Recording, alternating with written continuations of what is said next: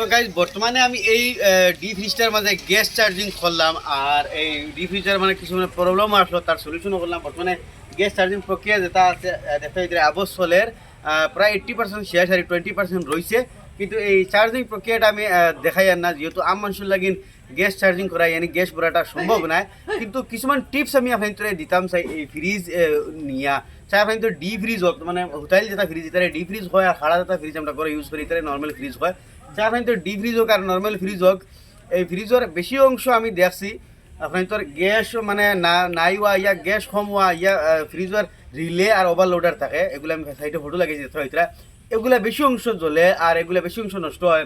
এগুলা নষ্ট হওয়ার মেইন কারণ হইল গিয়ে আপনাদের ফ্রিজের মাঝে একটা ভলিউম থাকে, আমি আপনাদের দেখাই। দেখতে হইতা হর ফ্রিজ আপনি তো চাই ডি ফ্রিজ হোক এটার মাঝে আমি বর্তমানে গ্যাস চার্জিং করছি, দেখতে হইতা কুলিং উলিং বোতলে দেখাই আইসিস হয়ে গেছে, তার মানে এটা গ্যাস শেষ হয়ে গেছিলো বুঝছেন। আমি গ্যাস ভরছি গ্যাস প্রক্রিয়া চালু আছে আমার। তো আমি কইতাম চাই হর ফ্রিজর দেখতে হইতরা এইগুলো ডি ফ্রিজ ইকনের এগুলো ভলিউম ও দেখতে হইতরা এগুলো ভলিউম একদম ফুল করে তো আছে মানে লাশ মাথাত। আপনি তো আর চাই ডি ফ্রিজ হোক আর নর্মাল ফ্রিজ হোক এর মানে খারাপ হওয়া আর গ্যাস জলদি শেষ হওয়ার মেইন কারণ হইল কি তার ভলিউম। আপনাদের আমরা মানুষে বেশিরভাগ সারাই জানি যে ভলিউম বেশ বাড়াই দিলে মানে বেশ ঠান্ডা হয় আর জলদি ঠান্ডা হয়, কিন্তু না এখনও ঠিক বেশ ঠান্ডা হয় কিন্তু জলদি ঠান্ডাও হয় না, এগুলো একদম রং প্রসেস। এই ভলিউমটা কিতা করে আপনাদের আমি আগেও একটা ভিডিওত কইছি আর আজকে আমি আপনাদের ইনফরমেশন দিতাম চাই। এই ভলিউমটা তার ভিতরের টেম্পারেচারটা কন্ট্রোল করে, ইয়ানি ধরিলাও ভলিউমটা যদি আপনি এখো দিয়া তখন ইয়ানি 0 ডিগ্রি ভিতরে টেম্পারেচার সময় হইব, এ সময় আপনি তোর কম্প্রেসার মানে ফ্রিজের কম্প্রেসার যেটা মোটর যেটা যে মেইন ইঞ্জিন এই ইঞ্জিনটার ভিতরে -ডিগ্রি যে সময় 0 ডিগ্রি টেম্পারেচার হইব এখো দিয়া রাখলে এ সময় আপনি তোর বন্ধ হয়ে যাবে। যতই আপনি নেক্সট টাইম দরজা খুলতে না ইয়া এগুলো টেম্পারেচার মানে হাই হইতো না মানে 0 থেকে +1 or 2 যেত না, অতলে কিন্তু আপনি তোর ফ্রিজ রেস্টও থাকবো ডাইরেক্টলি। ওই সময় 2-3 দিন ধরিলেও -5 ডিগ্রি গেলে বন্ধ হইব, 3 দিন -10 ডিগ্রি গেলে বন্ধ হইব।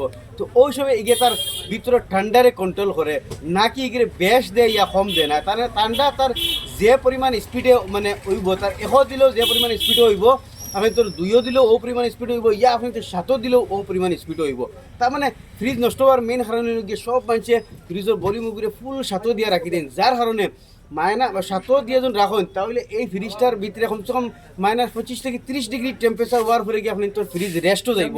আর একটা ফ্রিজ -25 থেকে 30 ডিগ্রি টেম্পারেচার উঠতে হইলে 12 ঘন্টা এগুলো দরজা না খুলে যখন মানে কন্টিনিউ থাকে 12 ঘন্টা দরজা এর ভিতরে যখন কেউ খুলে না কেউ গিয়ে হ্যাঁ -25-30 ডিগ্রি যাইব আর আপনার তো ফ্রিজ রেস্টও যাইব, কিন্তু 12 ঘন্টার ভিতরে তোর ফ্রিজ কেউ যেন আনা খুলিয়ে রইব এলে তো সম্ভব না, যার কারণে আপনার তোর ফ্রিজই গিয়ে রেস্ট লইতে পারে না মানে বন্ধ হইতে পারে না, রেস্ট লইতে পারে না, নন স্টপ চলতে থাকে, যার কারণে কি ফ্রিজ ওয়ার জ্বলে ইয়া তার রিলে ওভারলোডার। আমি 80% 10টা ফ্রিজ যদি নষ্ট হয় মানে আমি ফ্রিজের তো কাম করি অ্যাকচুয়ালি, তো 10টা ফ্রিজে মানে 8টা ফ্রিজে গিয়া ভাই তার রিলে ওভারলোডার জ্বলা এবং গ্যাসও জলদি শেষ হওয়া আর গ্যাস মানে নাই হওয়ার কারণ হইলেও গিয়া হয় তোর ফ্রিজ নন স্টপ 24 ঘন্টা 12 মাস চলতে থাকে, যার কারণে গিয়া হয় তোর ফ্রিজ মানে জলদি নষ্ট হয় ইয়া রিলে ওভারলোডার নষ্ট হয় ইয়া গ্যাস নষ্ট হয়। আমি ওখানে কইতাম চাই হামেশা আপনি তোর একটা ফ্রিজ আইস হইতে হইলে আপনি তোর 1.5-2 হাইয়েস্ট 3 মানে আপনি তো ফ্রিজ আইস একদম হবাই যাইব, আপনি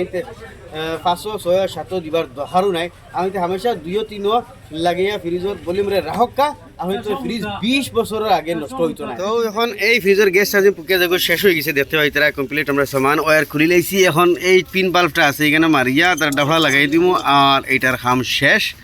আর আপনি তো জেলা কইছি আপনি তোর ফ্রিজ হামেশা 2-3 লাগাই রাখবা, আপনি তোর আইস হইয়া বড় হইয়া হবা দিয়ে যাইব। আর যখন 2-3 রাখি হামেশা ফ্রিজ চালাইতে 20 বছর আগে আপনি তো ফ্রিজ নষ্ট হইতো না।